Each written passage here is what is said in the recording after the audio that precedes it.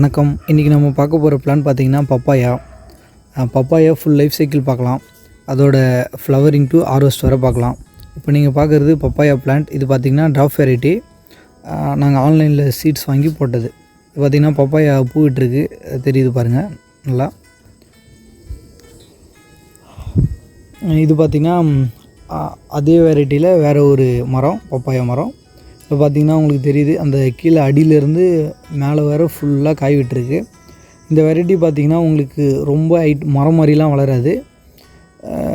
But பார்த்திங்கன்னா ரொம்ப சீக்கிரமாக நம்மளுக்கு ஈல்டு வர ஆரம்பிச்சிடும். பார்த்திங்கன்னா ஒரு 1 to 1.5 இயர்ஸ்லேயே உங்களுக்கு நல்லா பப்பாயா வர ஆரம்பிச்சிடும். அதுவும் சைஸும் பார்த்திங்கன்னா நல்லா நார்மலோட கொஞ்சம் பெருசாகவே இருக்கும். இது பார்த்திங்கன்னா இது வேறு செடி. இப்போ நீங்கள் வீடியோவில் பார்க்குற எந்த செடியுமே நாங்கள் வச்சது கிடையாது. ஒரு வாட்டி பார்த்திங்கன்னா ஹைப்ரிட் சீட்ஸ் கடையில் வாங்கி ஒரு 2 செடி போட்டு வளர்த்து அதுலேருந்து பப்பாயா வந்தது. அதை சாப்பிட்டு விதையெல்லாம் சும்மா கீழே போட்டு விட்டோம். அது பார்த்திங்கன்னா ஃபுல்லாக முளைச்சி வீடை சுற்றி பப்பாயா மரமாக ஆகிடுச்சு. இது பார்த்திங்கன்னா பப்பாயா நாட்டு மரம். இதில் பார்த்திங்கன்னா சைஸ் ரொம்ப சின்னதாக இருக்குது பப்பாயா. ஆனால் காய் பார்த்திங்கன்னா ரொம்ப நிறைய விட்டுருக்கு. ஆனால் ரொம்ப ஹைட்டில் இருக்குது அறுக்கிறதுக்கு வந்து ரொம்பவே கொஞ்சம் கஷ்டமாக இருக்குது. இது பார்த்திங்கன்னா அந்த ட்ராப் வெரைட்டி சொன்னோம் இல்லைங்களா, அதான் நிறைய காய்ச்சிருக்கு பாருங்கள். இதில் ஒரு 2-3 அறுத்துட்டோம், செடி தாங்கலை. பார்த்திங்கன்னா செடி வந்து ரொம்ப சின்னதாக மெலிசாக இருக்குது. ஆனால் பார்த்திங்கன்னா பப்பாயா வந்து ரொம்ப பெருசாக இருக்குது. உங்களுக்கு தெரியும் பாருங்கள், ஒரு பப்பாயாவும் மோர் தென் 1 kg 1.5 kg அந்த ரேஞ்சுக்கு இருக்குது. பார்க்கும்போது தெரியும். பப்பாயாவில் பார்த்திங்கன்னா விட்டமின் ஏ, விட்டமின் சி ரொம்ப நிறைய இருக்குது. டயபெட்டிக் பேஷண்ட், கேன்சர் பேஷண்ட்லாம் நிறைய சாப்பிடலாம், ரொம்ப நல்லது.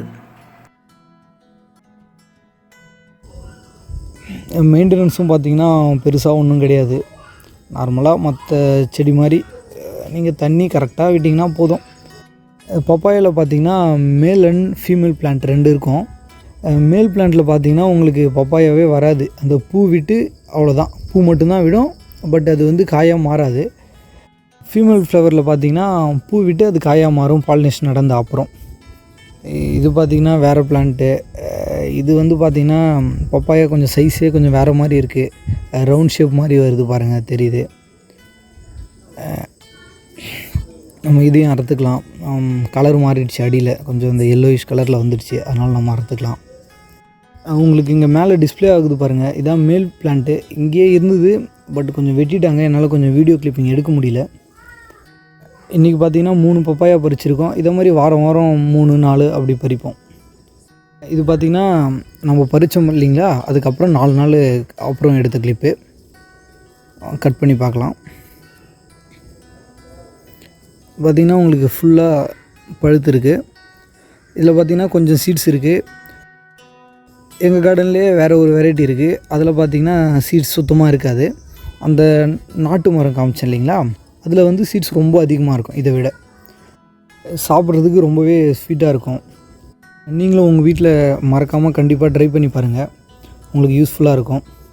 பிகாஸ் இது பார்த்திங்கன்னா எந்த ஒரு கெமிக்கல் ஃபெர்டிலைசர்ஸ், பெஸ்டிசைட்ஸ் எதுவும் போடாமல் வந்தது. ரொம்பவே ஹெல்த்தியாக சாப்பிடுங்க, ஹெல்த்தியாக இருங்க.